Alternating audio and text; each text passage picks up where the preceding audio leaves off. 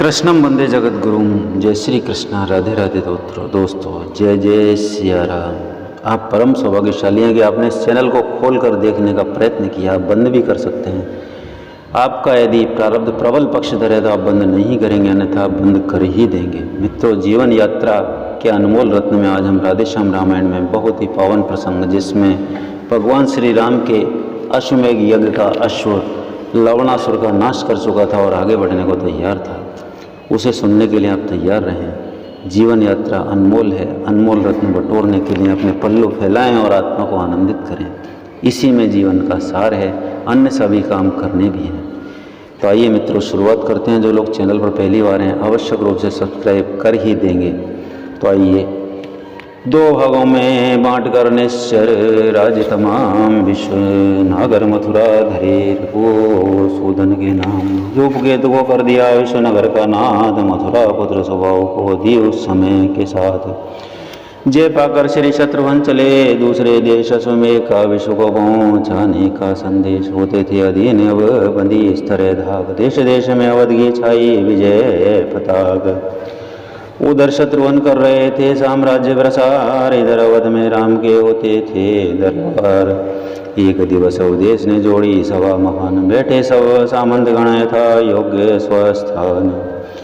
गुरुजन मंडल द्विज मुनि मंडल शोभित रघुवर के दाएं था सुग्रीव विभीषण प्रजा से सारा मंत्री दल भाए था। पीछे की ओर भरत भैया रघुवर पर चंवर डुलाते थे। चरणों में बैठे महावीर पद्म को दबाते जाते थे। तभी बता लखन जी सादर किया प्रणाम, का निवेदन एक है प्रभु कुलपति अविराम। साधु बालक दो प्रभो सुंदर शोभा धाम, खड़े हुए हैं द्वार पर लव कुश जिनके नाम। दोनों वीणाओं पर अनुभव वाणी से गाते हैं, साहित्य और संगीत सहित सीता का चरित्र सुनाते हैं। इस शुभ अवसर पर उनका भी आना स्वीकार किया जाए, आज्ञा हो जाए सभाई में दोनों को बुला लिया जाए। लगे सोचने इधर कुछ कृपा सिंधु भगवान, उधर लखन करने लगे सड़क लड़कों का गुणगान। उधर लखन करने लगे लड़कों का गुणगान। बोले दोनों ही सुंदर हैं, मुखड़ों पर तेज विराज रहा। दोनों का स्वरूप देख एक रवि शशि का मंडल लाज रहा। निर्भय हैं निरभिमानी हैं, निर्लोभी हैं निश्चल। दोनों कोमल होने पर भी रखते हरियों का सा बल। दोनों रत्नों का रंग दमकता है उन धूल दूसरित चेहरों पर। बाना वनवासी का है फर राज तेज है मुखड़ों पर। चितवन से क्षत्रिय पन के कुछ तौर समझ में आते हैं। कटी पे लटके नीचे तरकश के चिन्ह सुहाते हैं। नगरी में उनके गायन से सीता पर श्रद्धा बढ़ती है। जो दृष्टि कभी पृथ्वी पर थी है वे अंबर पर चढ़ती है। पिछली घटना पर जनमंडल अति पश्चाताप कर रहा है। सुमरन की नई सुमरनी पर माता का जाप कर रहा है। इसलिए विदित यह होता है जादू है उनके बोलों में अवतीर्ण हुए हैं देवदूत मानो इस तपसी चोलों में। मणिमाणिक मुक्ता तड़ित रवि शशि लिए निचोड़, तभी रचेता ने रचा दोनों का यह जोड़। बस्मी से भरे हुए मुखड़े भावुक मन को चुभ जाते हैं। माया पट के भीतर मानो दो ईश्वर अंग को सुहाते हैं। उपमा में एक दूसरे की बस एक दूसरा आएगा, शेषानन भी यदि खोजेगा तो उनसा उनको पाएगा। शेषानन भी यदि खोजेगा तो उनसा उनको पाएगा। छोटी छोटी वीणाओं पर उंगलियां इस तरह जाती हैं जिस तरह सुरतियों मुनियों की अनहद के घट पर गाती हैं। बनता है तार तान का जब तब राग प्रकट हो जाता है। उन 7 स्वरों का एक ग्राम बस 100 भुवन जो जगाता है। इसलिए दोबारा विनती है बुलवाना उनका स्वीकृत हो। ऐसे स्वर्गीय गान द्वारा ये रसवा भी जागृत हो। बुलवाओ इस तरह का हुआ राज संकेत आए। दोनों बालक वीणा वाद्य समेत झपक उठी सारी सभा। देखे जवे रूप मानो प्रातः काल की फूट उठी हो धूप। राजा को अपना पूज समझ दोनों ही शीश नवाते हैं। तब मंत्री सुघर आसनों पर प्रभु के सम्मुख बिठलाते हैं। आसन पर पीछे से बैठे पहले हर दिल में बैठ गए। आते ही वे पद प्राप्त किया आँखों के तिल में बैठ गए। प्रभु ने पूछा कौन हो? बोले संगीत के आगे कला बताएगी है कितने मर्मगे। राजेश्वर प्रकट रूप में जब 2 बाल तपस्वी प्रस्तुत हैं। फिर प्रश्न कौन हो? ये अक्षर हम दोनों को अद्भुत है। कुछ हंसकर रघुवर बोल उठे, मेरा केवल ये कहना है, तुम किसके सुंदर बालक हो? क्या पूरा नाम पिता का है? उत्तर यह मिला, सबों को जो पोषण का या पालनहारा है, हम भी उसके ही हैं जग में जो जग का सृजनहारा है। प्रभु ने फिर मुस्कुरा कर पूछा, शिशु हो तुम किसकी गोदी के? तब स्वाभिमान से वे बोले, हम बेटे हैं वन देवी के। किसके चेले हो? ये सुनकर उत्साह बढ़ा उन शिष्यों में। गुरु हमारे वाल्मीकि जी, ये कहा करारे शब्दों में। फिर कहा ने राजसभा जैसा, हम बागी विवेक जानते हैं, रमते दो साधु बालक हैं, धुन अपनी एक जानते हैं। इस समय उमंग उठ रही है, कुछ सुनना हो तो सुनिएगा, हम सीता चरित सुनाते हैं, उस पर ही ध्यान दीजिएगा। ये कहकर छेड़े तुरंत वीणाओं के तार, मस्त हो गया एक ही गत पर सब दरबार। मोड़ मुखियाँ गिटे किरीतान लाभ मिला, प्रकट हुआ साक्षात सब मानो कला कलाप। श्री गणपति को सिर नवा, गुरुवर का धर ध्यान, लगे सुनाने बाल के अपना गीत प्रधान। आर्य जगत में विदित है मिथिला नामक देश स्वामी, जिसके हैं जनक जग विख्यात नरेश। राजनीति के साथ में ब्रह्म ज्ञान की खान, मिलते हैं जग में नहीं ऐसे नृपति महान। रखा करते देह में देय से जो ने, उनको इस जगत में कहते लोग विदे। पड़ गया अचानक एक समय भारी अकाल राजधानी में, तब हल लेकर वे ही विदे आकर डट गए किसानी में। उस समय एक घट के कारण अबकाल कर से छूट गया, श्री जग जाया अवतीर्ण हुई, ब्रह्म का भांडा भी फूट गया। जिसके प्रबुद्ध विलास में लय होता संसार, वही शक्ति वालिका करती चरित अपार। क्या लीला है देव त्रिभुवन में लाखों लीला दिखलाती हैं, वही मिथिलेश्वर पुत्री हो मिथिला में पाली जाती हैं। पृथ्वी के ऊपर आकर जब अद्भुत सब काम हुए उसके, तब सिया जानकी वे देई सीता दिग नाम हुए उसके। नित्य प्रति अब तो वही सिया देवी पूजन को जाती थी, पति धर्म और गृह की शिक्षा माता के द्वारा पाती थी। पूर्ण शक्ति ने एक दिन परिचय दिया, प्रचंड उठा लिया क्षण मात्र में शंकर का कोदंड। तब बुद्धिमान मिथिलेश्वर ने इस बात की प्रतिज्ञा कर डाली, अब इसे विवाहेगा वही जो हो इससे भी बलशाली पुत्री ने जिसे उठाया है। उस धनवा को जो तोड़ेगा वही सीता के साथ साथ मिथिला से नाता जोड़ेगा। उस दिन ही जग से जग के योद्धा तोड़ने धनुष को आते थे, टूटना कहाँ पृथ्वी पर से तिल भर भी न हटा पाते थे। थक गए स्वयंवर के रण में जब देश देश के बलधारी, तब विश्वामित्र महामुनि का जीता था एक ब्रह्मचारी। रघुनंदन रामचंद्र ने उस शिव धनवा को तोड़ा है, इस भांति विश्व की विजय सहित सीता से नाता जोड़ा है। गृह लक्ष्मी को अवध में यद्यपि मिला था हर्ष, सास ससुर पति भक्ति में बीते थे कुछ वर्ष, पर काल चक्र कारण आगे संपूर्ण सुखा का हास हुआ। के द्वारा रघुवर को 14 वर्षों का वनवास हुआ। इस समाचार ने सीता की छाती पर वज्र प्रहार किया। उस अवसर विदुषी महिला ने मन में इस भांति विचार किया, जब तन मन धन जन जीवन योग बन जाएगा, तो इसे अर्धांगिनी का शरीर महलों में क्या रह पाएगा। हो सकती नहीं, कदापि नहीं। पानी से लहर पृथक जग में देखी है कभी किसी ने भी, लोचन से नजर पृथक जग में। भाई रघुवर के निकट और नवाया मात, कुछ लज्जा कुछ हट विवश बोली जीवन नाथ। के माँ की आज्ञा का कैसे पालन हो पाएगा, जब आधा तन बन जाएगा आधा घर पर रह जाएगा। इसलिए जिसे नाथा नथ से संगोसिए नाथ ले चलिएगा, पंचों में जिसका हाथ गा बस उसे साथ ले चलिएगा। रघुवर बोले यह कथन है सब भांति उदार, पर ले चलने में तुम्हें भाग होगा विचार। सीते तुम शीघ्र लक्ष्मी का तपसिन बनना ठीक नहीं, कोमल कमलनी अवला को वन वन भटकाना ठीक नहीं। वन में फिरते हैं व्याघ्र व्याघ्र निचर वंचर रहते हैं, कंकड़ पत्थर पूरित पथ है संकट पग पग पर रहते हैं। सिया नैन में नीर भर रहकर क्षण भर मौन, बोली दासी के लिए अवला कहता कौन। जो पति पति की सेवकनी है वह तो सुखिया से बढ़कर है, जो साथ रहे स्वामी के वह अवला सवला से बढ़कर है। जैसी मति गति पति की होगी वैसी ही पत्नी की होगी। पति यदि वन देव बने वन में, तो पत्नी वन देवी होगी। स्वामी यदि क्षत्रिय सुत है तो स्वामी, यदि क्षत्रिय सुत हैं तो दासी क्षत्राणी बाला है। रघुवीर कलों को तेज रूप तो सीता उनको ज्वाला है।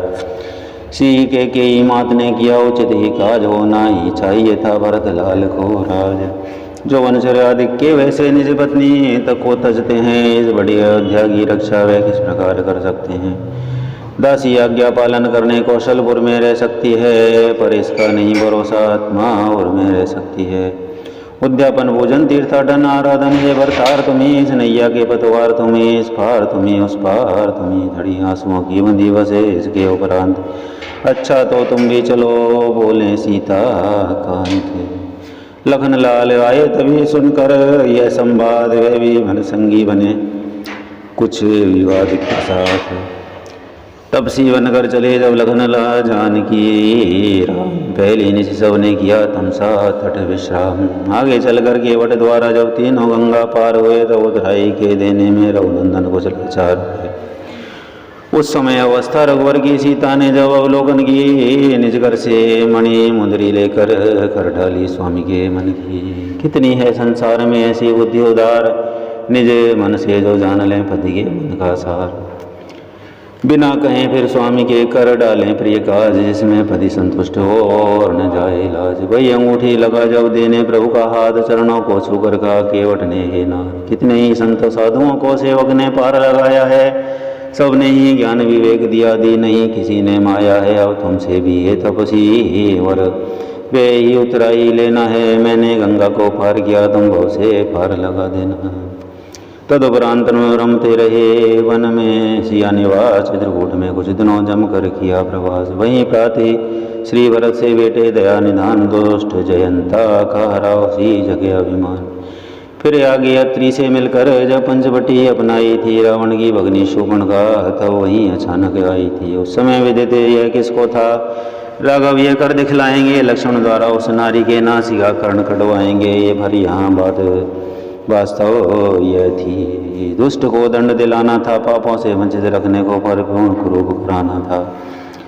खर दूषण आदि लड़े आकर विविध प्रकार, किंतु अंत में राम ने दिया सबको मार।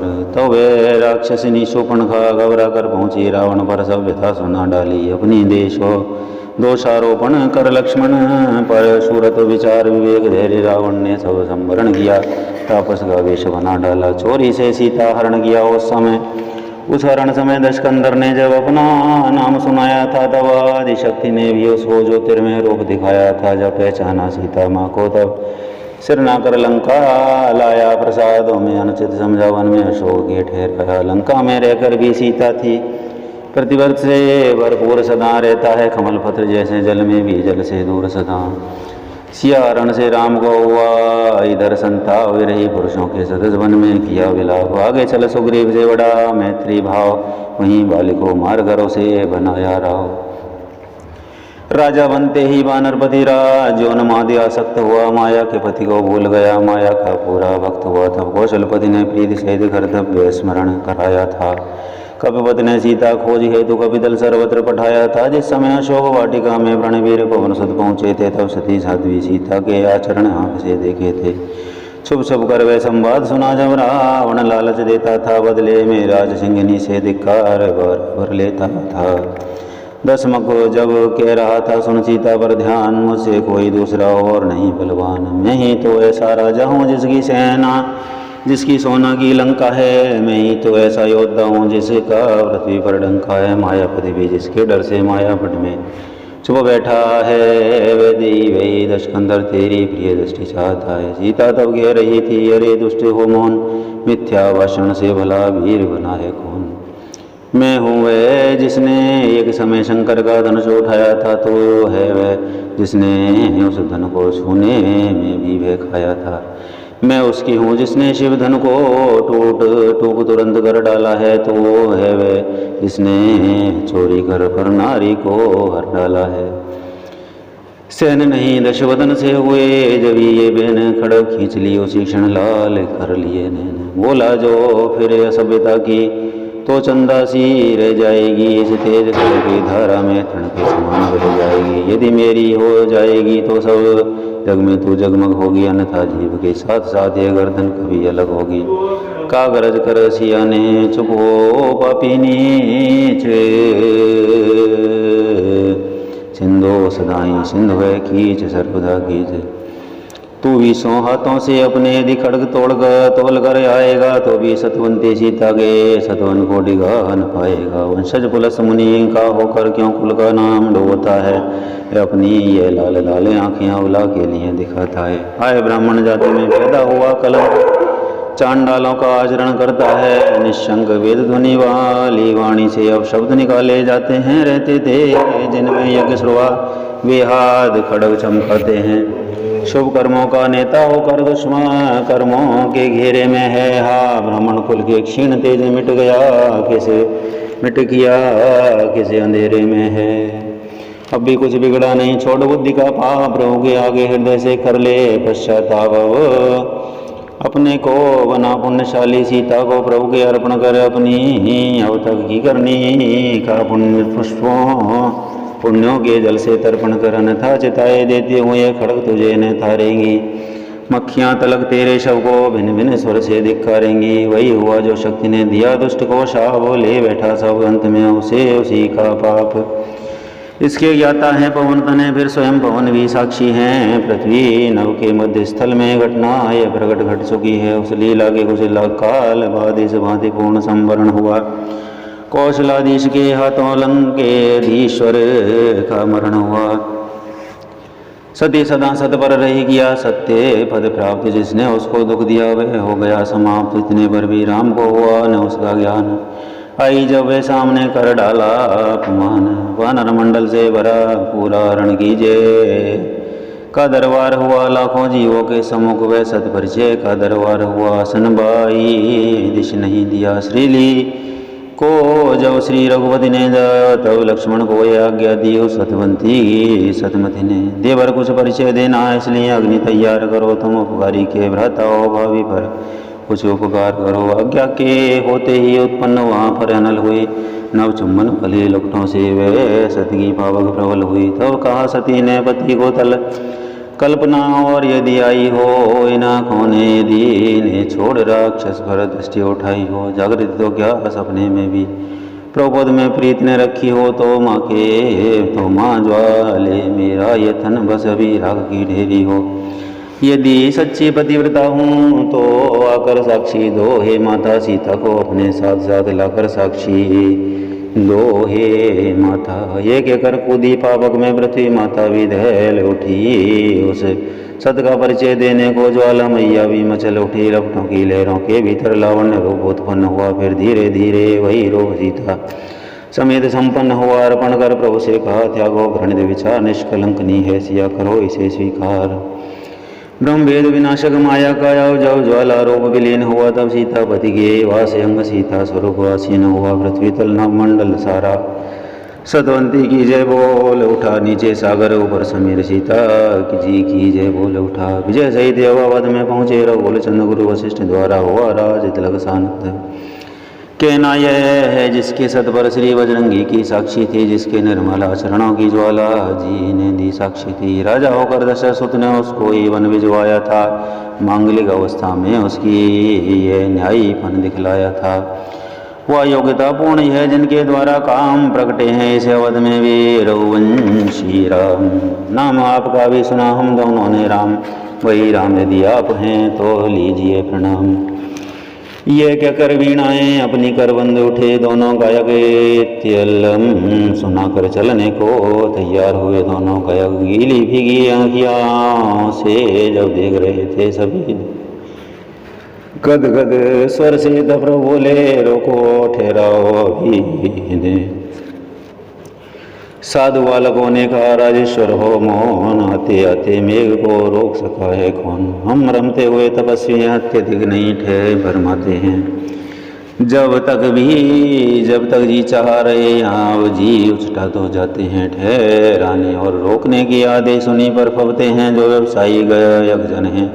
धन पर जो कला बेचते हैं रोके से रुकती नहीं, जो गंगा की धार त्यों ही तत्क्षण चल दिए दोनों राजकुमार। चित्र लिखा सा रह गया वे सारा दरबार, सुनी सबों ने द्वार पर फिर ऐसी झनकार। रण विजयी शत्रुघ्न ने लिए शत्रु सब जीत, गूंज उठा संसार में राम विजय का गीत इस प्रकार। फिर पाप हटा और भूभार, बाल वीरता का रहा होना उपसंहार। लीला की इच्छा से ये लीला हुई तपोवन में, अर्थात यज्ञ वाला घोड़ा पहुँचा शांति निकेतन में। वन देवी के बलवीरों ने जब घोड़ा सजा हुआ देखा, साथ ही शीश पर रघुकुल का बल पौरुष लिखा हुआ देखा। सोचा इसका यूं ही जाना वीरतुल्य जाने वाला है, अपना बुर्का वन देवी का अपमान कराने वाला है। इस हेतु उचित है निज बल की और प्रथम परीक्षा ले लें हम, खेल ही खेल में रघुकुल को रण का आमंत्रण दे दें हम। यही सोचकर अश्व को पकड़ लिया तत्काल, वीणा धारी करो ने धनवा लिया संभाल। मित्रों साथियों, कितना पावन भगवान नाम संकीर्तन, भगवान श्री राम की नर लीला जो आत्मा को आनंद देती है, रोम रोम को प्रफुल्लित कर देती है। साथियों मित्रों, यदि आपका प्रारब्ध प्रबल आपका पक्षधर होगा तो ही आप यहाँ पहुँचकर सुन रहे होंगे, अन्यथा आपने पहले ही चैनल बंद कर दिया होगा। देव पितर तुम सभई गुसाई, राखों पलक नयन खिनाई। इस शानदार वीडियो में आप लोगों को बहुत ही पसंद आया होगा। अगले भगवान नाम संकीर्तन में आवश्यक रूप से बहुत जल्दी मिलेंगे। आप भगवान नाम बटोर लें, रत्न बटोर लें।